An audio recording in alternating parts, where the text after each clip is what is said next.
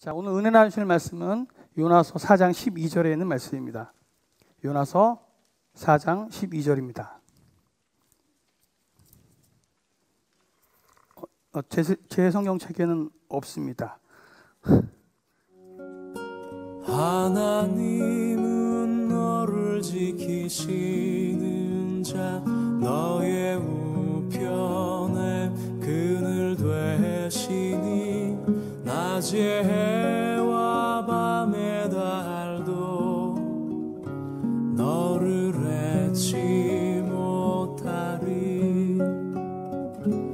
하나님은 너를 지키시는 자, 너의 환난을 면케하시리. 그가 너를 도우시리라. 너의 출입을 지키시리라. 함께 찬양하겠습니다.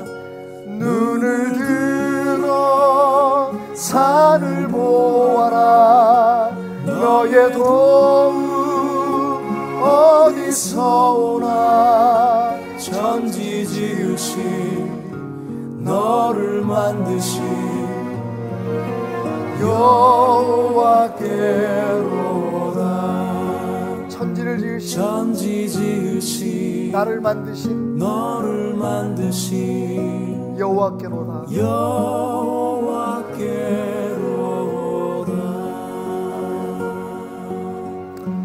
옆 사람에게 이렇게 인사했으면 좋겠습니다. 도움이 아무도 없는 것처럼 그렇게 살지 마십시오. 하나님이 당신을 도우십니다. 너무 길죠? 하나님이 당신을 도우십니다. 예. 아멘. 자, 오늘까지 우리가 요나서를 4주 동안 함께 공부를 했습니다. 요나서를 공부하면서 이런 생각을 금할 수가 없었어요. 그래서 요나는 어떻게 됐단 말이야? 요나가 하나님 앞에 설득을 당했다는 거야? 아니면 설득당하지 않았다는 거야? 끝까지. 왜냐하면 우리가 알다시피 요나서는 이렇게 열린 결말로 끝을 냅니다. 4장 11절 말씀을 잠깐 읽어볼까요? 요나서의 마지막 절입니다. 하물며 이 큰 성읍 니느웨에는 좌우를 분별하지 못하는 자가 12만여 명이요 가축도 많이 있나니 내가 어찌 아끼지 아니하겠느냐 하시니라. 이게 요나서의 끝입니다. 어찌 내가 이 12만 명이 넘는 영혼들과 그리고 생명이 있는 모든 것들을 아끼지 아니하겠느냐. 뭔가 하나님이 더 하시고 싶은 말씀이 있으신 것 같아요. 그렇지만 요나서는 거기서 끝을 맺습니다. 당연히 그러면 요나의 그 반응이 궁금하잖아요. 그렇게 하나님의 마음을 알고 확인한 요나는 그래서 하나님의 말씀대로 니느웨에 다시 들어가서 선교를 했나, 아니면 그 길로 그냥 고향으로 돌아왔을까? 성경은 어디에도 그 답을 우리에게 주지 않습니다만, 그러나 역사는 우리에게 힌트를 주고 있습니다. 이라크에 가면요, 엘살마단이라고 하는 옛날 왕의 그 궁전 그 안에 이런 건물이 있는데, 이 건물이 바로 요나의 무덤입니다. 이라크 모술이라는 곳, 여러분 모술하면 생각나는 게 있죠. IS의 본거지입니다. 이슬라믹 네이션이라고 하는 극단주의 이슬람 테러 집단의 본거지가 모술이라고 하는 지역이었는데, 바로 그 모술이라는 이라크의 모술, 이라크 북부의 모술이라고 하는 곳에 요나의 무덤이 지금까지도 존재하고 있다는 사실입니다. 그것도 이라크 사람들, 그 당시에 니느웨, 아수르의 후손들에 의해서 요나라고 하는 여호와의 선지자, 이스라엘의 선지자의 무덤이 지금도 보존되고 있다. 그런데 여러분, 불행한 일이 있었죠. 2014년입니다. IS가 모술을 점령하면서 이 상징적으로 요나의 무덤을 폭파해버리고 맙니다. 이게 폭파된 후에 요나의 무덤입니다. 요나의 무덤만 폭파한 게 아니라 그 이라크에 있는 몇 개 안 되는 11개의 교회들과 성당들을 불을 지릅니다. 그리고 거기에 모든 그 제사장들 혹은 신부들, 그리고 목사님들을 살해하죠. 그 사건이 있고 1년 후에 이슬라믹 네이션에서는 이렇게 발표를 합니다.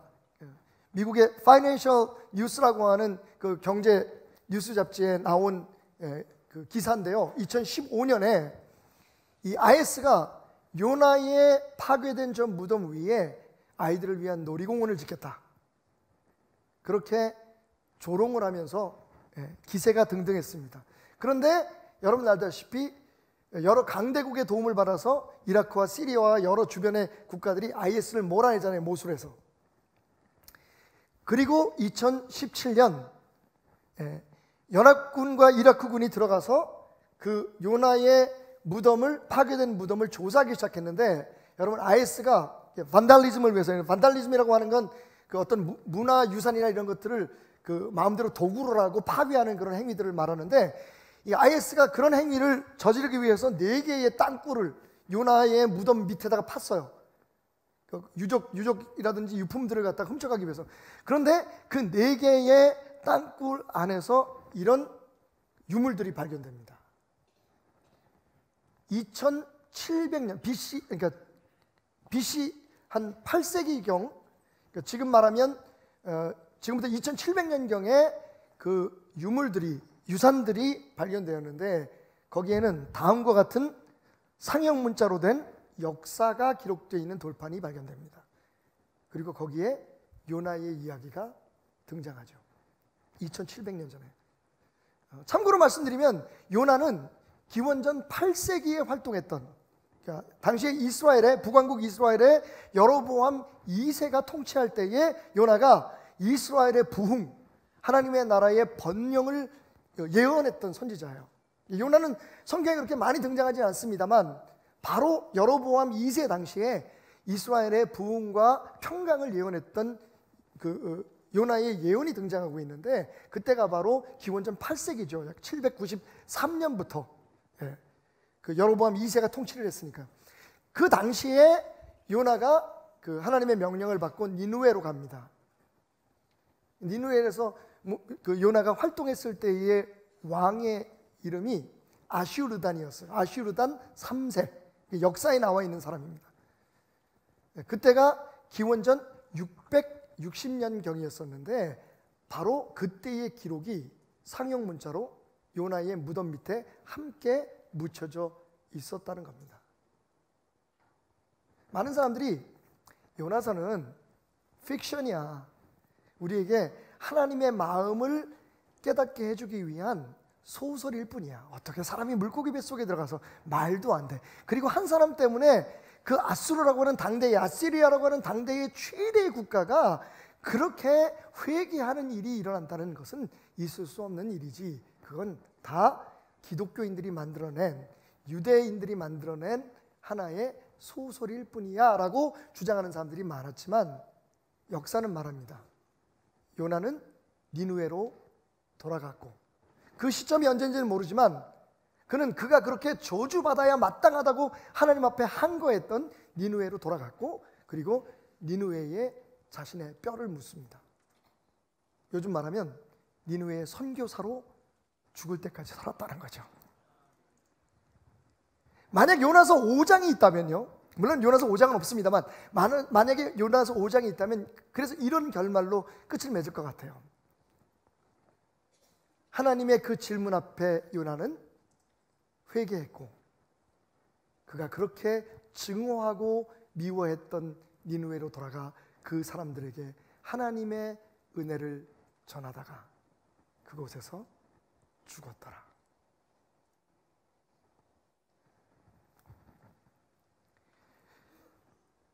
여러분, 오늘 조금 놀라셨죠? 성경에도 없는 구절을 설교를 한다 그러니 저 사람 이단 맞지 않나? 뭐 이런 생각을 하실 수 있겠지만, 저는 이런 그런 어떤 역사의 증거 속에서 나타난 요나서의 그 아름다운 결말을 생각하면서 제 나름대로 4장 12절을 한번 상상하면서 제 마음판에 써보았습니다. 내가 이 많은 생명과 영혼들을 어찌 아끼지 않겠느냐 요나야 라고 끝을 맺으신 하나님께서 분명히 4장 12절에는 요나를 향해서 다음과 같은 말씀들을 하셨을 것 같아요.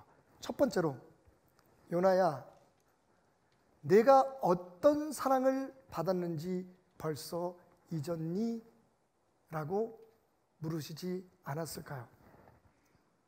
야, 넌 잠깐 네가 심지도 않고 네가 기르지도 않은 박넝쿨 하나, 너를 위해서 그늘을 만들었던 그 박넝쿨 하나가 시들어서 없어졌다는 이유 때문에 이렇게 화를 내는데, 이 큰 성 니느웨에는 좌우를 분별하지 못하는 사람들이 12만 명이나 있단다. 그리고 생명을 가진 많은 존재들이 있는데 내가 어찌 이 성을 아끼지 않겠니? 그리고 4장 12절에 하나님은 요나를 향해 고개를 돌려 이렇게 말씀하셨을 것 같아요. 요나야, 너 벌써 네가 어떤 사랑을 받았는지 잊었니? 라고 말이죠. 요나서를 읽으면서 또 한 가지 재미있는 것은, 발견하게 되는 재미있는 사실은, 요나가 이스라엘의 선지자잖아요. 그리고 하나님은 이스라엘의 하나님이시잖아요. 그런데 요나서에는 이스라엘이라는 말이 한마디도 나오지 않습니다. 제가 그냥 혼자 생각해 봤어요. 왜 그럴까? 그리고 어떻게 결론을 내리냐면, 아마도 요나는, 그죠? 개인적으로는 한 사람이었지만, 그게 그 요나서가 기록된 그 목적 자체가 요나 개인이 아니라 요나로 대표되는 이스라엘 백성들의 태도, 이방인들이나 특별히 그들에게 그 가시처럼 괴로움이 되었던 사람들에 대한 이스라엘 사람들의 태도를 대변하는 그런 사람으로 요나를 등장시킨 것은 아닐까.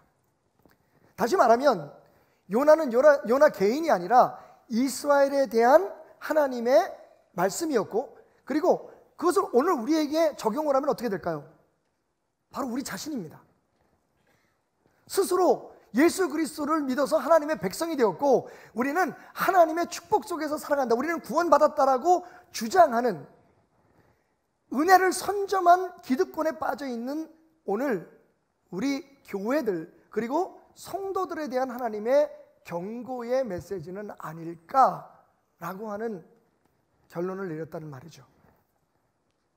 여러분, 왜 제가 요나서에 없는 12절을 굳이 들먹이면서 여러분에게 하나님이 이런 질문을 분명히 하셨을 거야 라고 말씀드리냐면요, 요나는요, 니느웨 사람들이 멸망하고 지옥을 가야 된다고 생각하기 이전에 자기가 하나님의 백성으로 선택받고 하나님의 종이 되기 전에 어떠한 존재였으며, 그리고 그가 어떻게 하나님의 종으로서 축복된 사람으로서 구원받은 사람으로서 살아가게 되었는지를 알아야 했다는 이유 때문입니다.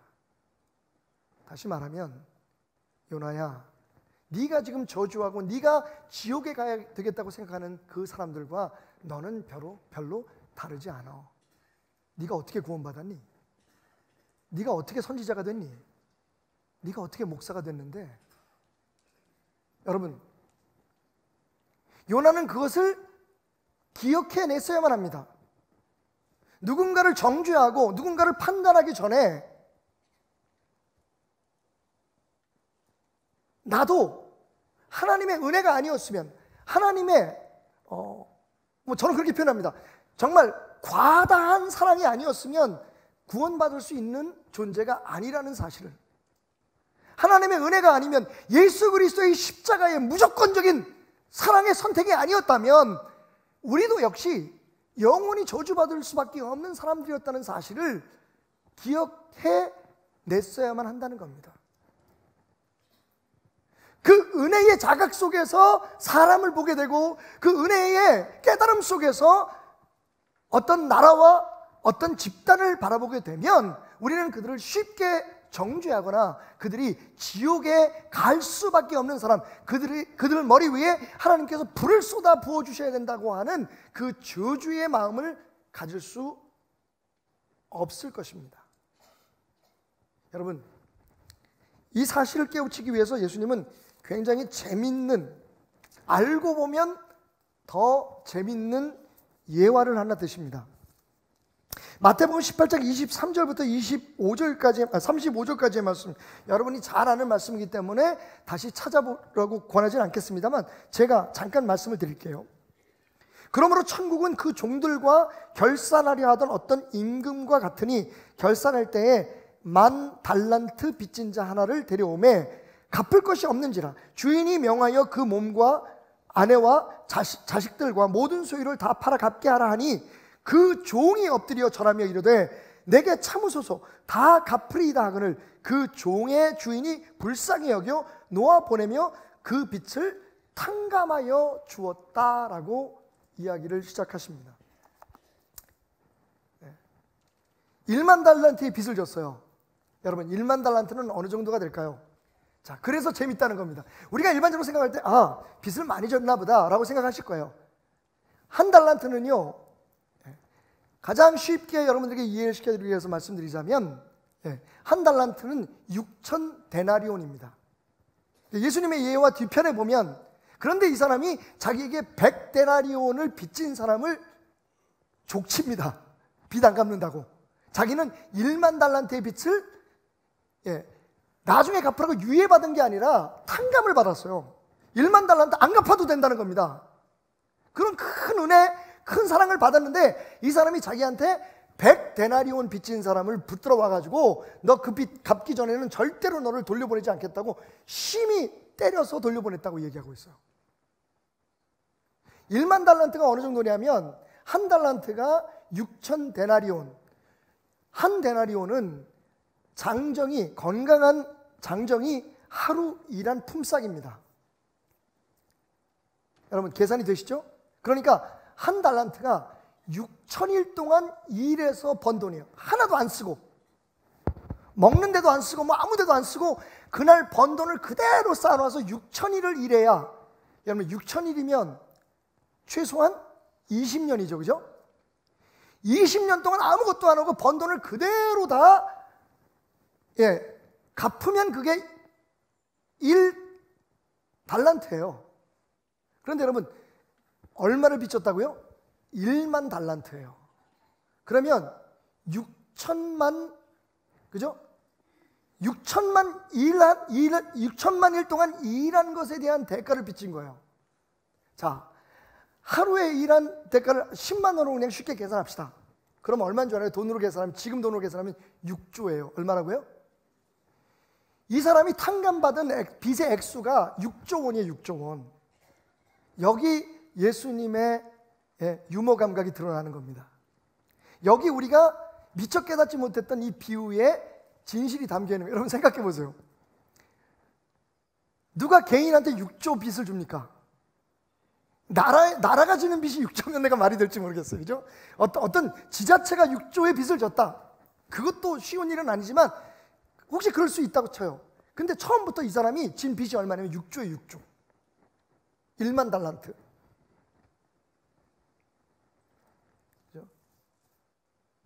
6,000만 일 동안 일해야만 벌 수 있는 돈의 액수를 빚을 진 거예요. 근데 여러분 정말 기가 막힌 게, 이건 정말 기적이죠. 주인이 안 받겠다는 거예요. 알았다, 너 불쌍하니까 네가 갚겠다고 얘기하지만 괜찮아, 안 갚아도 돼. 아이고 그냥 앞으로 편안하게 살아라. 여러분 이건 정말 어마어마한 축복이잖아요. 상상할 수 없는 놀라운 은혜였어요. 근데 이 사람이 자기한테 100달란트면 여러분 말씀드렸죠? 하루에 10만 원을 계산을 하면 100달란트면 1,000만 원이에요. 1,000만 원. 6조 원을 빚을 탕감받은 사람이 자기한테 1,000만 원 빚진 사람을 잡아 족친단 말이에요. 돈 안 갚는다고. 이게 하나님의 말씀이에요. 만약 임금이 그 사실을 알았다면 그 사람은 어떻게 하겠니? 넌 인간도 아니야. 어떻게 네가 받은 은혜를 그렇게 쉽게 잊어버릴 수 있니? 너는 6조 원의 빚을 탕감받은 사람이야. 그런데 1,000만 원 빚졌다고 그 사람을 족쳐? 너 일로 와봐. 그냥 우리가 단순하게 생각했던 이 비유가 엄청난 의미를 가지고 있다는 걸 아시겠죠? 이게 숫자적으로 우리가 착각하고 있었던 거예요. 1만 달란트가 뭐 한 100만 원, 1000만 원쯤 되나? 아니에요, 여러분. 6조에 6조. 한마디로 말하면 이건 평생을 살아도 못 갚을 돈이에요. 임금은 그걸 알았던 거예요. 이제는 뭐라고 얘기해요? 갚겠습니다. 조금만 시간을 주십시오. 근데 임금은 딱 알았어요. 아유, 이 인간이 그걸 어떻게 갚어? 평생 6조 원을 어떻게 갚습니까? 그러니까 그래, 네 마음만이라도 내가 받아주겠다. 그러면 안 갚아도 돼. 근데 이 사람이 가서 자기한테 1000만 원 빚진 사람을 주리를 틀었단 말이에요.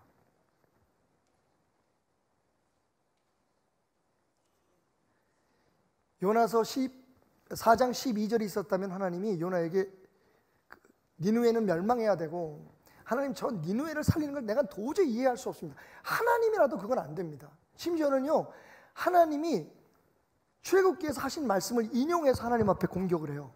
반박을 합니다. 하나님, 악을 행한 사람들은 멸망한다고 말씀하시는데 왜 저 사람들을 살려주십니까? 하나님은 이렇게 말씀하셨을 것 같아요. 요나야, 너는 어떻게 살아났는지 잊어버렸니? 네가 어떻게 내 백성이 되었고, 이스라엘이 어떻게 내게 구원을 받았고, 이스라엘이 어떻게 나의 백성으로 선택받았는지 잊어버렸니? 그게 네 노력이야? 네가 한 게 뭔데? 네가 자격이 있니? 내가 너희를 선택했고 내 사랑으로 너희를 품어 안았기 때문이야. 그런데 니느웨가 멸망해야 된다고? 니느웨가 너희한테 잘못한 게 뭔데?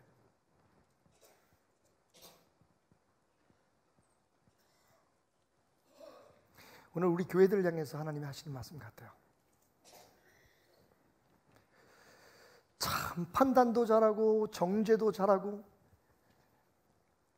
마치 진리와 공의는 자신들만의 특권인 것처럼 교회 안 다니는 사람, 예수 안 믿는 사람, 우리가 흔히 말하는 성경에서 금지하고 있는 어떤 죄를 범하는 사람, 그런 사람들은 당연히 지옥에 가고, 그런 사람은 당연히 멸망해야 된다고 생각하고 외치는 너희들을 나는 이해할 수 없다.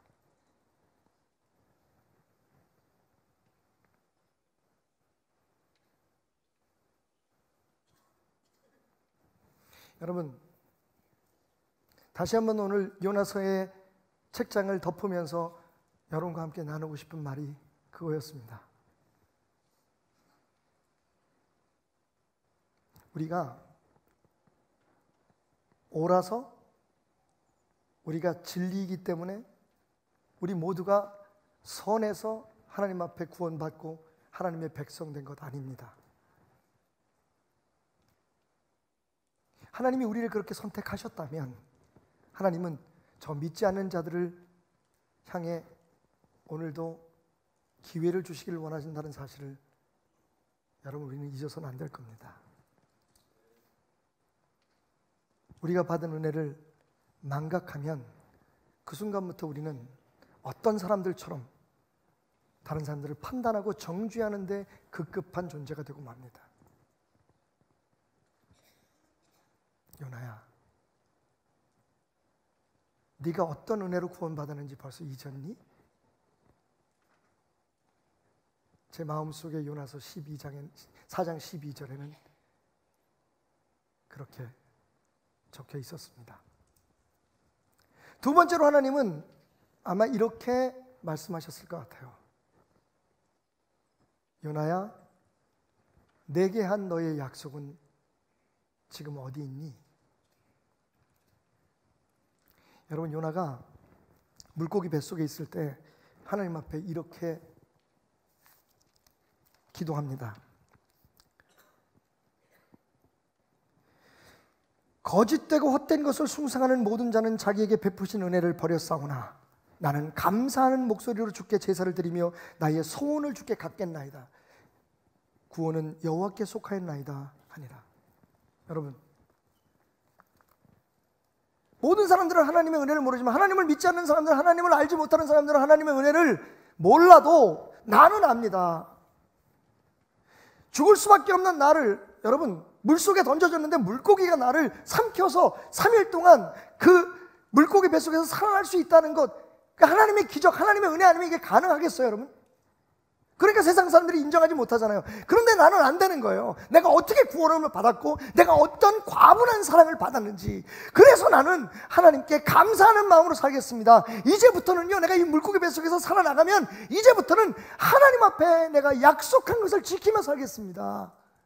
하나님만이 구원자십니다. 고백하고 나왔단 말이에요. 그런데 얼마 있지 않아서 요나가 어떻게 바뀌었나요? 하나님 앞에 불평하고 있어요. 심지어는요, 하나님 앞에 물론 그렇게 친근하게 하나님과의 교제를 나누고 있기 때문에 그럴 수 있다고 치지만 뭐라고 얘기하냐면 날 죽여달라 그래요. 차라리 내가 죽는 게 낫겠다고. 하나님이 지금 그 니누의 사람, 하나님을 믿지 않는 니누의 사람들을 살리시겠다고 그러는데 니누에가요 마치 하나님을 비웃듯이 얘기합니다. 그럼 날 죽이세요.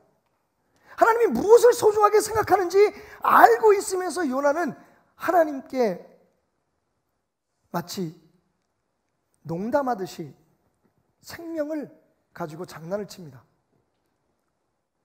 날 죽이시라니까요. 12만 명 살리시고 별 가치 없는 나 한 사람 죽이십시오. 차라리 그게 낫겠습니다. 하나님이라도 이건 아닙니다. 여러분, 얼마나 제가 한 말에 어폐가 있으면 하나님이라도 그럴 권리가 없다는 거예요. 하나님이라도 그건 옳지 않다는 겁니다. 여러분, 그 말이 맞습니까? 그럼 그분이 하나님이 맞습니까? 내 안에? 분명히 힘들고 어려울 때 물고기 뱃속에서 요나는 고백했어요. 하나님 앞에 약속했습니다. 나 감사하면서 할 거예요. 이후로는 하나님 앞에 하나님이 내 삶의 하나님이고 구원자는 하나님이고 하나님이 무엇을 판단하든 하나님이 어떻게 선택하시든 저는 하나님의 그 뜻대로 살겠습니다라고 얘기해놓고 지금요 상황이 바뀌니까 감사할 거냐 하나님 앞에 불평하고 원망하고 심지어는 하나님 앞에 죽여달라고 얘기하면서 뭐라고 얘기하냐면 내가 언제 그런 얘기를 했어요? 아무리 하나님이라도 내가 생각할 때 옳지 않은 결정을 내리시는 분의 그런 뜻은 난 따를 수 없습니다. 하나님 여기까지입니다. 저는 갑니다. 내 뜻대로 하겠습니다. 내가 옳다고 생각하는 대로 하겠습니다. 하나님은 오늘 요나로 대표되는 우리들 자신에게 저에게 묻습니다. 테람아, 너 목사 안수 받을 때 네가 처음 14살 그 어린 나이에 미암교회에서 내게 너의 삶을 드리겠다고 약속하며 통곡하며 울었을 때에 그때 네가 내게 했던 약속 너 지금 아직도 기억하니? 너 그때 내게 결심했지. 너 내게 그렇게 말했지. 이제는 당신이 나의 삶의 주인이고 내가 주의 종으로 살겠다고. 지금 네가 가진 생각과 너의 행동과 너의 판단이 내 종의 모습이 맞니?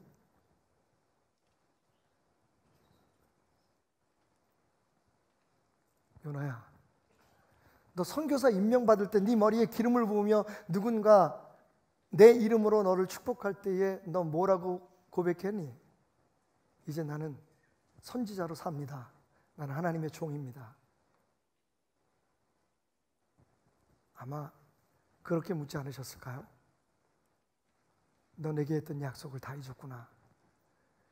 너 죽겠다고 힘들다고 하나님 한 번만 도와주시면 내가 하나님을 위해서 평생 하나님의 사람으로 살겠습니다 고백했던 그 약속은 다 어디 가고 지금 네 삶의 하나님은 너요. 모든 판단의 기준은 네 자신의 가치관이구나. 네 자신의 편안함대로 너는 판단하고 있구나. 지금 우리가 사순절을 보내고 있는데 이때만 되면 귀가 근질근질 하신 분이 한 분 계세요. 아, 이분이 하신 말씀 때문에 그래요. 이분이 한 행동 때문에 그렇습니다. 여러분 성경을 보면 베드로라는 분이 등장합니다. 마태복음 16장 21절에서 22절에 보면 예수님께서 예루살렘에 올라가서 장로들과 대제사장들과 서기관들에게 고난을 받고 죽임을 당하고 3일 만에 살아날 것이라고 하는 말씀을 제자들에게 비로소 하시기 시작했다고 말합니다. 예수님께서 당신이 받을 고난에 대해서 지금 예언을 하신 거예요. 그러자 이 베드로가 이렇게 말합니다. 예수를 붙들고 항변하면서 여러분 느껴지시죠? 얼마나 강력하게 자기의 의지를 지금 보여주고 있는지.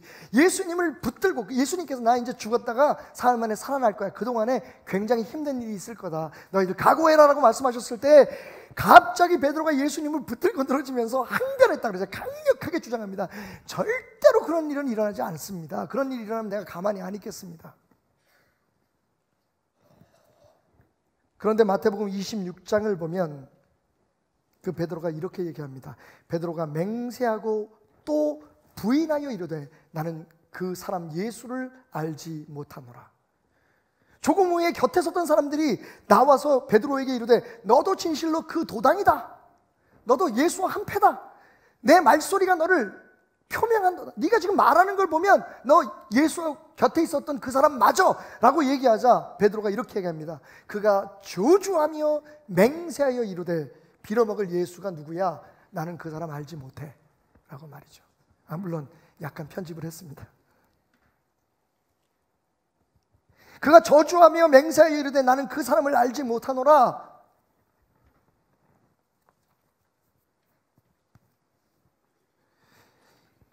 우리가 좋을 때 혹은 하나님의 도우심이 필요한 어떤 그런 절실한 순간에, 그리고 처음 내가 죄인이었는데 나 같은 죄인을 위해서 십자가에 피 흘려 죽으신 예수의 사랑 때문에 내가 구원을 받았다는 사실을 알게 되었을 때, 그때 두 눈에 흘러내리는 눈물을 씻어가면서 고백했던 것, 하나님, 예수님, 당신은 내 삶의 주인이십니다.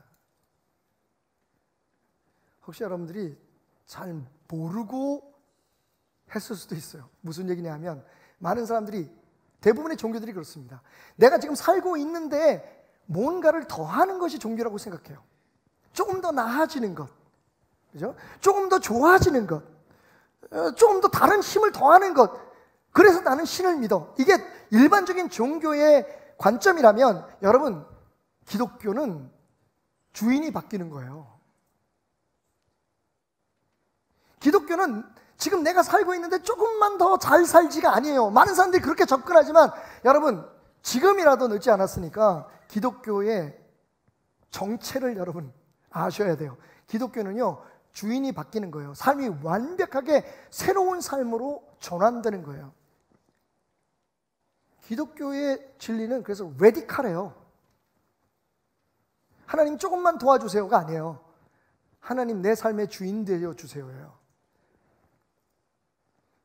그게 지금 우리 안에서 정리가 안 되니까 힘들고 어려울 때는 하나님 앞에 많은 약속을 해요. 하나님, 우리 아이들 어떻게 해주시면, 우리 사업을 어떻게 해주시면, 내 삶을 어떻게 해주시면 내가 하나님 앞에 이렇게 하겠습니다, 저렇게 하겠습니다. 그리고 그게 끝나고 나면 우리의 삶의 의무를 다했다고 생각해요. 그리고 그보다 더 큰 축복을 위해서 우리는 또 새로운 일을 시작합니다. 기독교 아니에요. 물론 일부이긴 합니다만, 진짜 기독교는요, 하나님이 내 주인이 되는 거예요. 근데 우리가 그걸 지금 잊고 있잖아요. 요나는 그것을 생각하지 않잖아요. 하나님이 그 뭐고, 쟤네들은 구원받으면 안 된다니까요. 저 인간 같지도 않은 쓰레기들은 멸망받아야 돼요. 여러분, 오늘 한번 여러분들에게 묻고 싶습니다. 만약에 오늘이 하나님이 그 불을 쏟아 부으시는 마지막 날이라면 그 불이 어디에 제일 먼저 떨어질 것 같아요? 저주의 불이 떨어진다면 베델교회 위에 떨어져야 된다고 생각하시는 분 계십니까? 없지요. 안 그럴 것 같죠?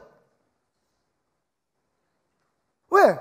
우리는 다른 사람보다 좀 낫잖아. 그래도 적어도 우리 예수를 믿잖아. 저 다른 종교를 믿는, 자신들의 종교적 신념을 위해서 다른 사람들을 죽이고 테러를 범하는 그 땅 위에 먼저 불이 떨어지겠지.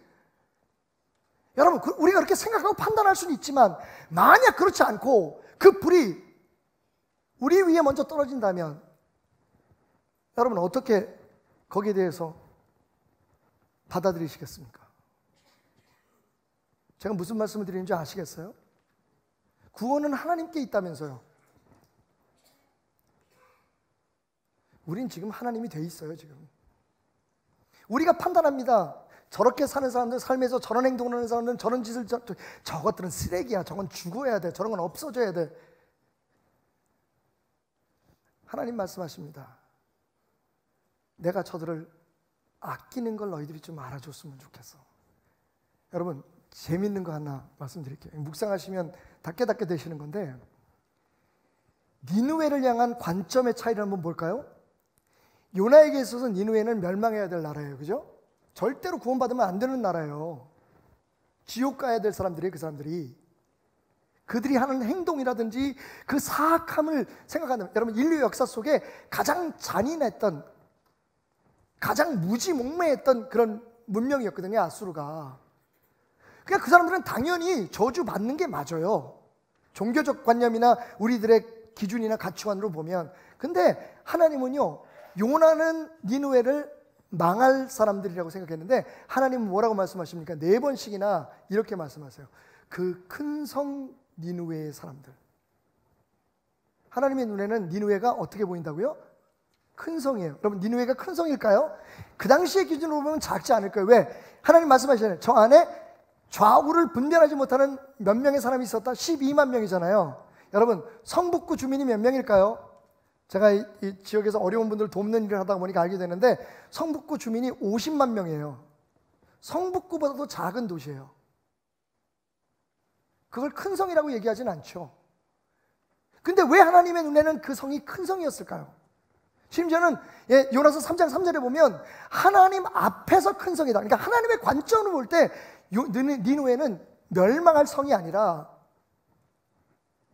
지옥불에 타야 될 그런 대상의 성이 아니라 그 안에 12만이라고 하는 구원받아야 할 영혼이 있는 성이었어요. 하나님은 영혼의 크기를 보신 거지 그 성의 상태를 보신 게 아니에요. 다시 한번 말씀드립니다만 우리는 하나님 앞에 약속한 사람들이에요. 우리는 매일매일 그 약속을 우리의 입술로 확인하면서도 깨닫지 못하고 있어요. 예수님이 여러분에게 누구십니까? 주님이시잖아요. 그 말의 뜻이 무엇입니까?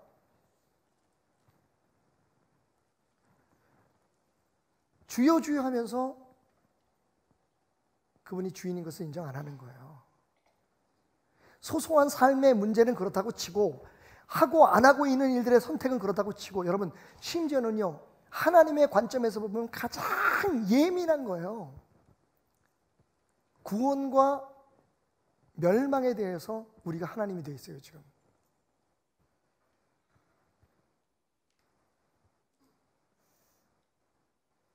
분명한 것 하나, 우리의 삶의 모든 일은 우리가 원하고 바라는 일뿐만 아니라 그렇지 않은 일들, 심지어는 우리가 실수하고 잘못하는 일 것조차도 하나님의 허락하심이나 하나님께서 용납하심 없이 일어나는 일은 없습니다.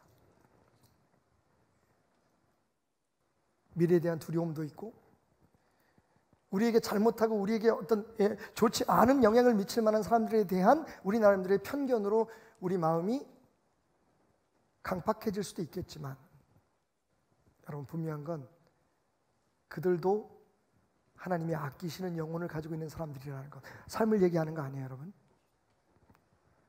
그래서 그 빌어먹을 성, 파괴되고 멸망받아서 지옥 가야 될, 불타야 될 그 성도 하나님의 눈으로 볼 땐 12만의 영혼이 있는 큰 성이었던 거죠.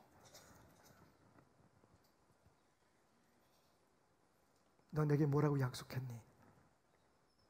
그 고래 뱃속에서 내가 너의 하나님이라고 얘기하지 않았니?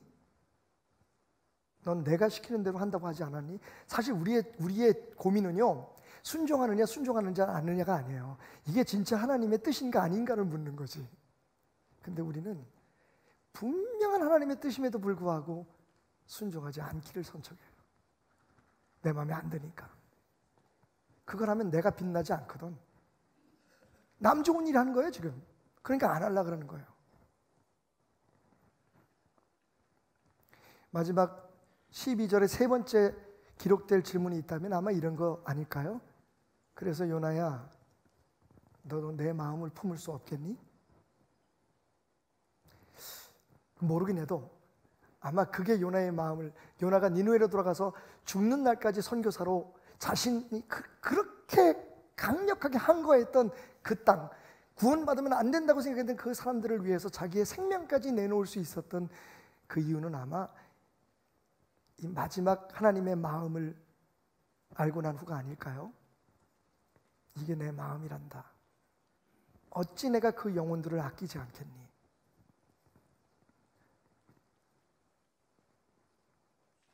너도 내 마음을 품어줄 수 없겠니? 너 내 사람이잖아. 너희 내 백성이잖아. 너희는 나의 교회잖아. 너는 나의 종이잖아. 내 마음을 품어줄 수 없겠니?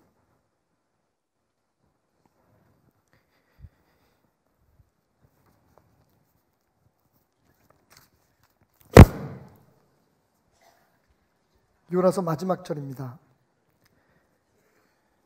그 봐, 내가 하는 말보다 이거에 더 겁을 먹어 이 사람들이. 여호와께서 이르시되 내가 수고도 아니하였고 재배도 아니하였고 하룻밤에 났다가 하룻밤에 말라버리니 박넝쿨을 아꼈거든. 하물며 이 큰 성읍 니느웨에는 좌우를 분별하지 못하는 자가 12만 명이요 가축도 많이 있나니 내가 어찌 아끼지 아니하겠느냐 하시니라.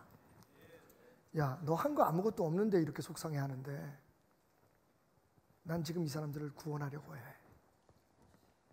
난 이 일로 인해서 나를 믿는다고 하는 많은 사람들에게 욕을 얻어먹게 될 거야. 이거 진짜 하나님 뜻이 맞을까? 많은 사람들에게 의심을 받게 될 거야. 그런데 나는 그렇게 할 거다. 내 관심은 저들의 영혼을 구원하는 데 있으니까. 예수님은 이렇게 말씀하십니다. 아버지께서 나를 사랑하신 것 같이 나도 너희를 사랑하였으니 나의 사랑 안에 거하라. 여러분, 우리가 항상 예수님과 동행하고 예수님 안에 거하기를 원하죠? 방법이 뭡니까? 주님의 사랑 안에 스스로 거하기를 선택하는 겁니다. 그러면서 예수님 말씀은 내가 아버지의 계명을 지켜 그의 사랑 안에 거한 것 같이 너희도 내 계명을 지켜 내 사랑 안에 거하라. 아, 예수님 안에 거하려면 예수님의 계명을 지켜야 되는구나. 자, 이해 없으시죠? 그리고 예수님께서 조금 걱정이 되셨는지 거기에 이런 살을 붙이십니다. 내가 이것을 너희에게 이루는 것은, 자, 내가 이제 마지막 결론을 내리기 전에 한마디 더 할게. 내가 너희들한테 이렇게 얘기하는 이유는 내 기쁨이 너희 안에 있게 하기 위해서야. 너 이렇게 살아야 기쁜 거야. 이렇게 살면 기뻐진단다. 그게 뭐예요? 계명을 지킴으로 내 안에 거하라는 거죠. 자, 그러면 마지막 결론, 그 계명이 뭘까요? 15장 12절 요한복음, 내 계명은 곧 내가 너희를 사랑한 것 같이 너희도 서로 사랑하라 하는 것이다. 근데 그 사랑이 근원이 뭐라고요? 하나님이 우리를 사랑하신 사랑이래요. 값없이 주신 사랑. 우리가 생각할 때 정말 과다하게 믿겨지지 않을 만큼 낭비한 것 같은 십자가의 그 사랑. 주님은 오늘 우리에게, 적어도 저에게 이렇게 말씀하십니다. 테나마, 네가 내 종이라면, 내 사람이라면 내 마음을 품고 세상을 바라보고 내 마음을 품고 세상에 마음에 안 들고 네가 좋아하지 않는 사람들을 바라봐 줄 수는 없겠니? 라고 말합니다. So this life has given everyone a present, beautiful, shiny and new. Everyone but you. Golden ribbons, diamonds line everyone's path that leads to wide open doors. Everyone's but yours. Wide open doors. Hold on.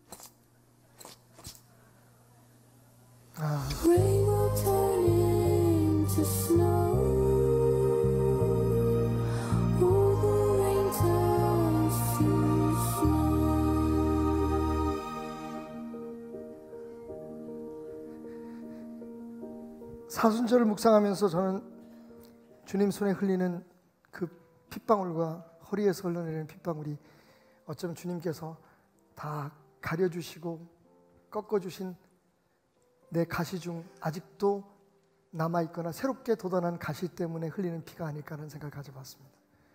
여러분 주변에 고슴도치 같은 사람이 있습니까? 아니, 여러분이 고슴도치는 아니신가요? 그런 우리를 주님은 사랑하셨습니다. 우리가 누구기에, 우리가 무엇이기에